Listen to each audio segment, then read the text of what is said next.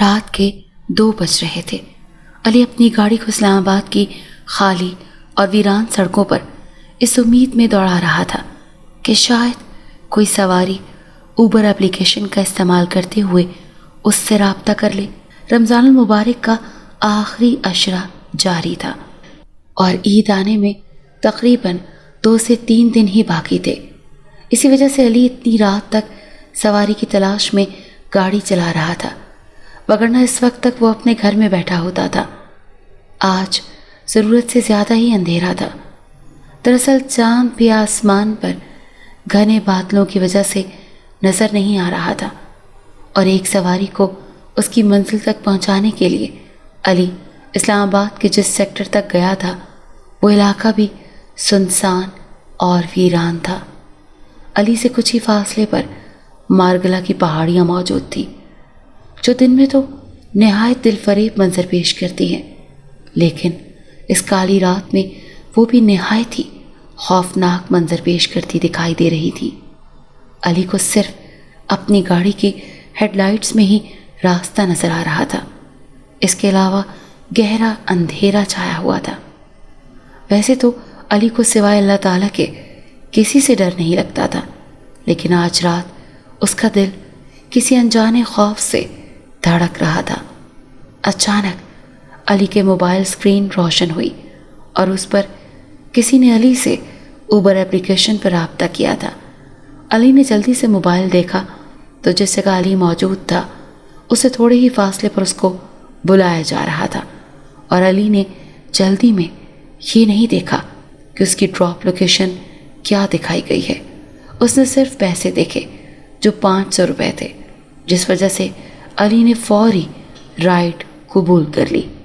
علی جیسے ہی Google map کا استعمال کرتا ہوا اس جگہ پہنچا جہاں سے سواری کو اٹھانا تھا، تو علی یہ دیکھ کر حیران رہ گیا کہ یہاں تو کوئی گھر بھی نہیں ہے، نہ ہی کوئی عمارت، بلکہ جھاڑیاں ہیں، کچھ درخت ہیں، اور وہاں پر ایک لڑکی سفید کپڑوں میں ملبوس کھڑی ہوئی ہے۔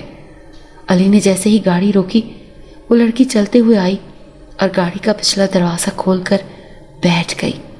عمومی طور پر جو بھی کوئی علی کی گاڑی میں بیٹھتا تھا وہ بیٹھتے ساتھ ہی السلام علیکم کرتا تھا، لیکن یہ لڑکی خاموشی سے آ کر بیٹھ گئی۔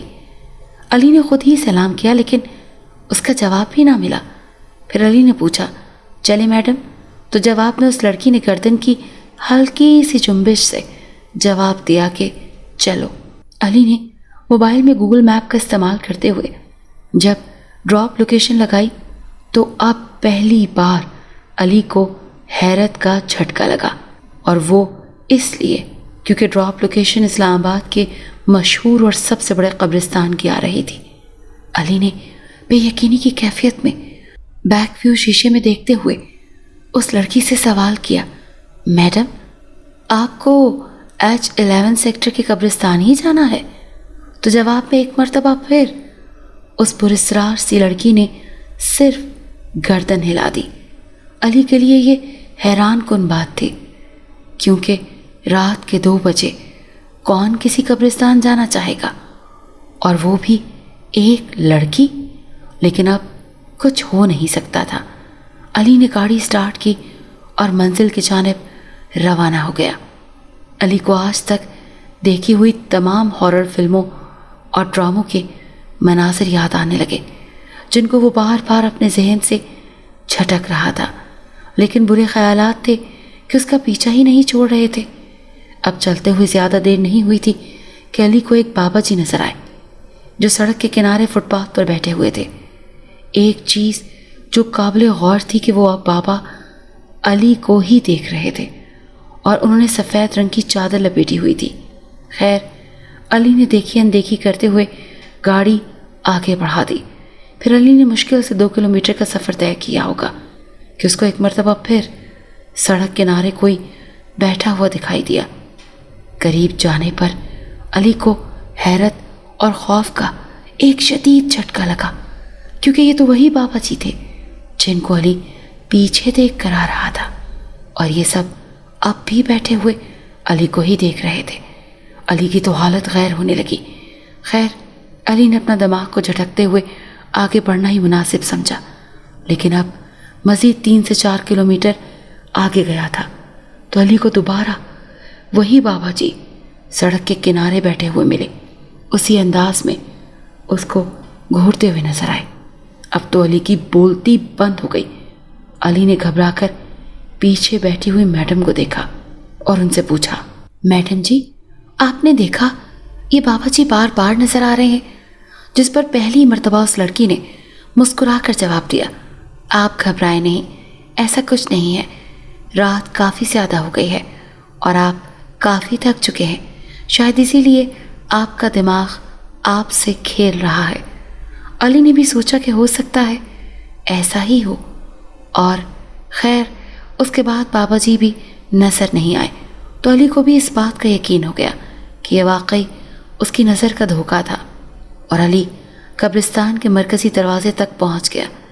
उस लड़की ने अली को अंदर जाने का बोला, जिस पर अली ने गाड़ी कब्रिस्तान के अंदर वाली सड़क पर मोड़ दी। जैसे जैसे ये लोग कब्रिस्तान के अंदर जा रहे थे, अली को उसकी छठी हिस्स बार बार ये एहसास दिला रही थी कि अली, मामलात गड़बड़ हैं, मत जा अंदर।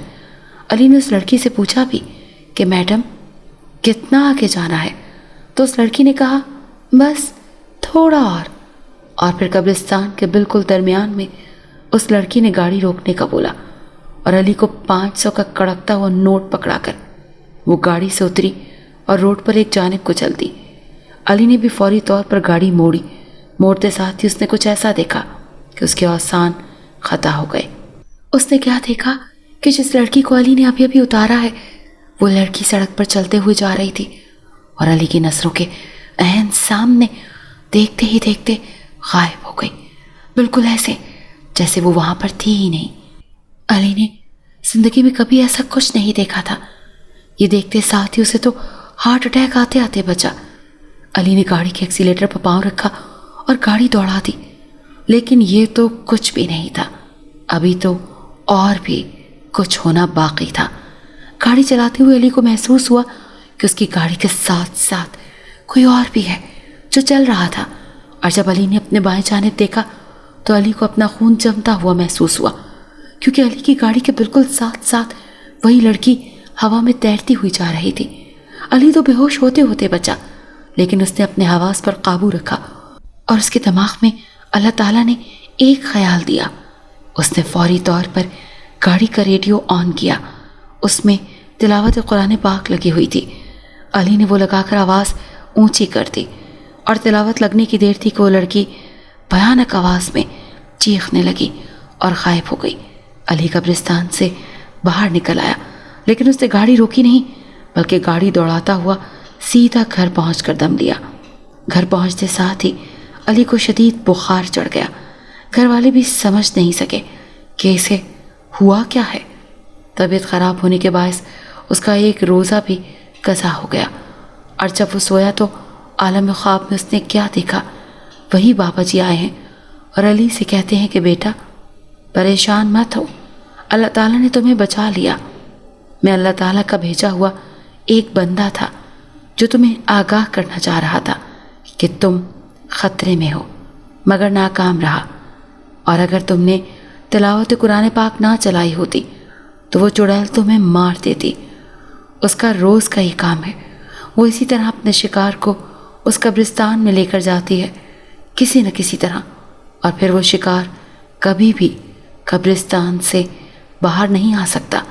लेकिन तुम्हारे साथ अल्लाह ताला की ख़ास रहमत थी, वो इसलिए क्योंकि तुम निकलने से पहले आयतुल कुर्सी पढ़कर निकलते हो, इसीलिए तुम्हारी हिफाजत अल्लाह ताला ने की। और इसके साथ ही अली की आँख खुल गई और वो पसीने में शराबूर था। उसका बुखार भी उतर गया था।